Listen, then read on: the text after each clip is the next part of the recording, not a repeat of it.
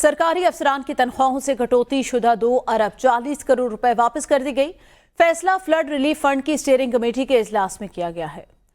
आपको बताएं, सरकारी अफसरान की तनख्वाहों से कटौती के लिए 2 अरब 40 करोड़ ब्यूरो चीफ कराची अब्दुल हमीद सोमरू मजीद आगाह करेंगे। जी आगाह कीजिएगा।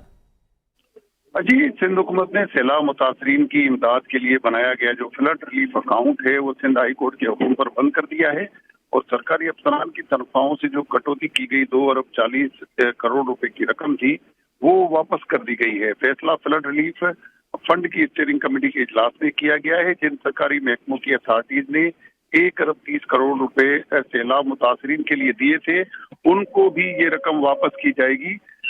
बाकी बैरून ममालिक और सूबे के मुखैर हजरात और सूद की मद में 2 अरब 65 करोड़ रुपए की रकम जो है हुकूमत सिंध के अकाउंट नंबर 1 में जो है वो जमा की जाएगी। एक जामिया रिपोर्ट तैयार करके सिंध हाई कोर्ट में जमा कराई जाएगी। हुकूमत सिंध ने सैलाब मुतासरीन की इमदाद के लिए जो फंड रिलीफ कायम किया था उसमें सरकारी मुलाजमीन की तनख्वाहों से कटौती करके इस फंड में जमा कराए गए थे। जी सही, बहुत शुक्रिया आगाह करने के लिए अब्दुल हमीद सोमरू।